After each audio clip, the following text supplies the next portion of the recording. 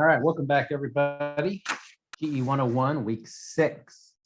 Going quite well. I'm going to go through your work right now and do some grading, so you'll get some feedback on everything. But I just kind of cruised through and looks pretty good. Very happy. You're just going to continue to work on some drawings, some orthographic projections. So front, right side, top side, getting them all in projection, getting all the hidden lines in, getting it in paper space nice and cleanly. Before you start these, and it's these that I'm talking about, right? You'll see them. They're week 6 exercises. They're pretty simple. They're not real complicated. They got some angles in them, so they'll require some construction, right? So before you start them, I would like you to note, first of all, the time that you're starting, because then you're going to note the time that you ended. And before you start, I want you to think about how you're going to attack the drawings. What are you going to draw first and what are you going to draw second? Like, how are you setting it up in Autocad? Obviously, you're going to pull in your template like I've done here. But beyond that, you have to decide where to start, right? So I want you to write some notes on that. You can do it in the file itself. Just put some single line text in, right? And start time, and then your estimate of how long you think it's going to take. So it's going to take me 2 hours, or it's going to take me 3 hours on this exercise. So let's do it per exercise. So do this for both of them, for 4-6 and for 4-7, both of them. One of the things when you get out there and working, you will hear this all the time. How long will it take you to get this done? And you need to start estimating how long it's going to take things to get done. So this is our way of practicing. And also, I want to know how you plan on attacking. For example, this one. Where would you start, right? Would you start at the right side view? Would you start at the top view? Would you start at the front view? Where would you start? And then how would you progress? Kind of what would you do first, second, third, fourth, you know, and in the end type of thing. So give me that flow to how you're going after this so we can see how your efficiency is going. Give me an estimate on the time and give me the actual real time. So all of that on these 2 exercises. I don't think there's anything tricky. There's no tolerances or special notes. It does say something about the slot here goes all the way through, so that's pretty easy. And you will have to do some constructing. So try to think about what true size and true shape is, and try to think about like how it would project from one side to the other. This could be, it looks simple, right? It could be difficult, so be careful with it. Put in what you know, like if I was working this one, I'd probably start with the front view, and you can just put in what you know. So I know it's 275 across the bottom. I guess you've got pretty small. So, you know, I might start with a line at 2.75, right? So that looks like I'm on a hidden layer. That's not exactly what I want. A visible layer. And then how would I get that line to the visible layer? Because I drew it on the hidden layer, right? That's not great. You can just highlight it, and then you can go say, oh, I don't want it on the hidden. I want it on the visible. Okay. So you can see I have some line weight going. So that's 2.75. And I know the overall height is 2 inches up. So I'd probably go offset 2, and I'd pop it up. So now I know, and that's true size, right? True size and true shape. It's important that you think about that when you're going to draw this thing. But that would be true size and true shape. I'm peeking around the corner. Right?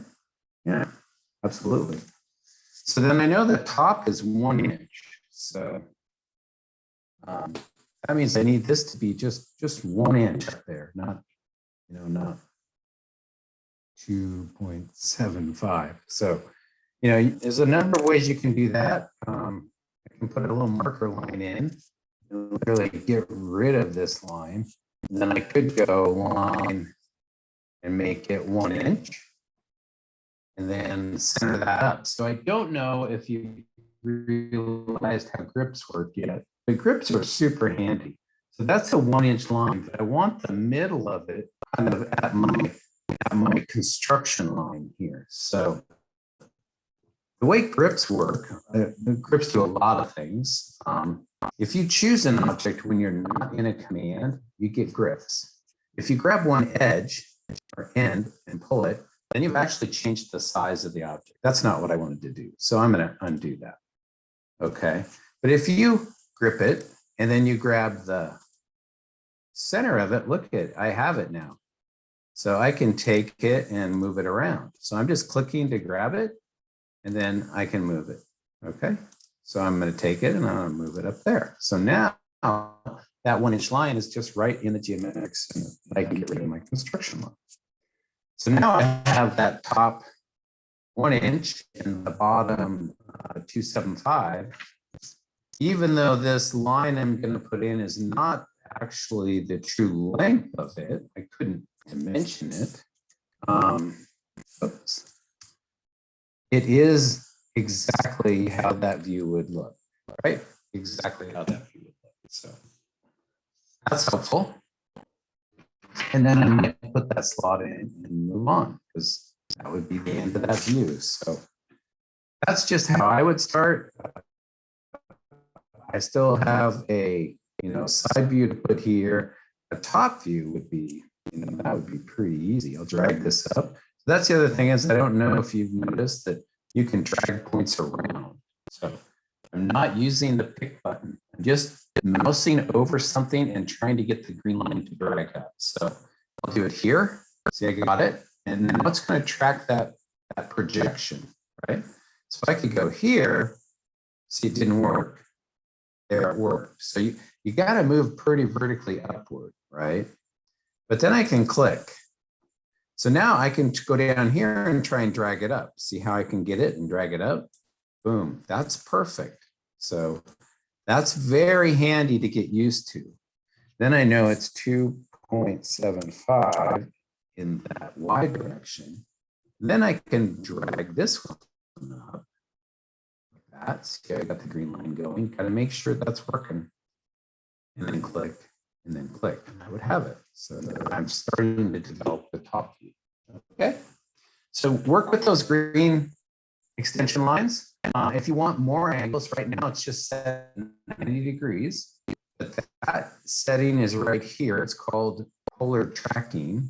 And you can set it to go, I could have them every 10 degrees if I wanted to. So now when I draw a line, I do get horizontal. See, I got the green horizontal. But if I move up slowly, I get every 10 degrees. Super handy, every 10 degrees.